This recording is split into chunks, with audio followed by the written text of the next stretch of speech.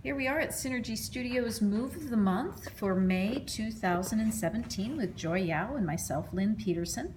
And in honor of National Osteoporosis Month, we're coming up with a move that is a great move to increase the strength of your bones. So bones get stronger as a response to bearing weight through them. And we're going to start off with how we bear weight through the arms. And Joy is showing us that she's got her hands in line with her shoulders, so she's shoulder width apart. That's a great alignment. We want to have the bones creating like that structural support between the hand and the shoulder. And then we're looking in at Joy's elbows, and her inside of the elbows are looking at each other. But she's going to show us what it looks like if the insides of the elbows aren't looking at each other. There we go. So if you get yourself onto all fours and you see that your elbows look like this, here's the correction you want to do. You're going to turn the insides of the elbows to face each other. Great. Thank you, Joy. Now, from the side, we're going to look at where the shoulder blades are, and Joy's going to show us where the shoulder blades would sort of collapse inward and create what we like to refer to around here at Synergy Studio as the Valley of Death. And then we would let those shoulder blades come apart, and there is some strength happening there around the shoulder blades, keeping the shoulder blades down and in on the back of the rib cage. Because your arms are going to stay static, we're going to keep those shoulder blades static. Now we're going to find down at the pelvis where things can go awry as we try to find our neutral spine, and Joy's going to show us what a tilt that we call an anterior tilt would look like and the tilt that we call a posterior tilt would look like. So here's the anterior. You can see the wrinkles getting deeper, deeper, deeper in her lower back in her shirt. And then if she's really showing us there. And then as we go into a posterior tilt, you can see the wrinkles kind of stretch out, and we've lost the curve of the lower back. And you can kind of notice as she's moving that it affects the shoulder blade position as well. Now we're going to come into the neutral position of not only the pelvis, but also the shoulder blades, and you can see that those elbows are still in a really good position. So we're ready to start, and all we're going to do is think about keeping the head in line with the spine, and we're going to bring the head, there's an up and kind of sticking the chin out, and then we're going to stick the chin in and kind of let the head drop and show what that extreme would look like. There we go. So we want to really make the head come in line with the spine. So there's a little curve in the back of the neck, the chin's just a little bit in towards the throat, and the crown of the head reaches away from the tailbone. So from this position, you can do a lot of different things. You're going to take a breath in to prepare for some movement, and then you're going to exhale, tighten around your middle, and then choose. You can either slide an arm or a leg along the mat, and what you're checking into is that all the bones of the trunk that you so carefully put in place didn't move, and then you can slide the leg back into place. And again, you prepare with the next exhale. We get tight around the middle. We get ready to stabilize the rib cage and the pelvis.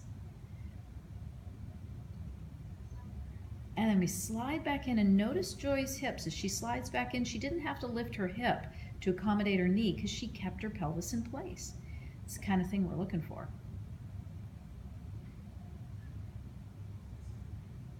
Now you can take yourself into all kinds of different additional challenges, like opposite arm and leg lift. There's that moment of preparation. We're keeping all the bones steady. Now we got a little bit of balance here. So this is a nice way to work on some of your balance muscles. And again, you're noticing the shoulder and the hip, that they don't have to move in order to accommodate the return of the leg. That's the goal. We get length here. We're reaching toe away from foot, foot away from toe, head away from foot, trying to keep both sides of the pelvis nice and even. And then we slide back in. Great.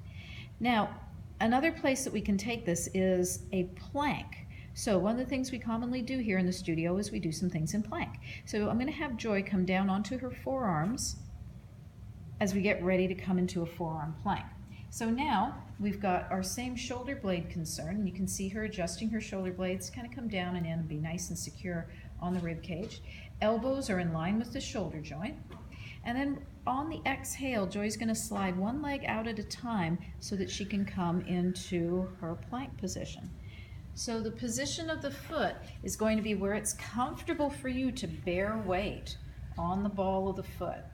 once we come all the way out into our plank, we want to have the head in line with the shoulders in line with the hips, and the hips reaching long from the front all the way out through the heels. So we've got this lovely energized body.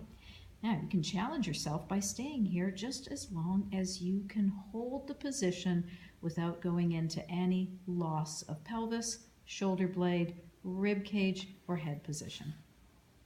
Always nice to give yourself a little child's pose stretch when you come out of a held position like that. And then we're going to show you how to get into, first of all, a modified plank. So we're going to keep the knees down on the floor. We're going to get those arms related again to the shoulders the way we want them, shoulder blades in place, length through the back of the neck. And then we've got this quadruped position, but we're going to work the knees back a little bit so it becomes more of a modified plank. But you can see as Joy works her legs back, now she's got to bring the shoulders back over the heels of the hands. Great. So the upper body is working a little bit harder now than it did in the all fours position. She also happens to be in a great position to then come into a full plank and straighten out one leg at a time. So here she's getting herself ready, really tight through that middle. One foot comes up at a time, and she takes that moment to reach crown of the head away from the heels, heels away from the crown of the head. And then we come back down one knee at a time and finish into a little child's pose stretch. Now, if that was not enough of a challenge for you, we've got a little additional challenge. It's going to be a strength challenge. And yes, we're going to be building those bones by creating that body weight dynamic through the bones themselves. So what we're going to do is we're going to start off in a full plank. So we're going to take from here, breath in. We're going to exhale, straighten one leg out. Other leg comes out. Good, we've already been here. We're checking the length. There you go. You can see her length check. And she's going to come down one arm at a time onto her forearms. And then we get everything back in place, nice and aligned. And then we come back up onto the hands, one hand at a time. Good, we check position. We come down to the forearms again. And once we've got that positional check, we can come down onto the knees or come back up again and come into a child's pose stretch. So there's our move of the month, a quadruped to planking progression that will build your bones. Thank you, Joy, and thank you everybody for tuning in. Bye for now.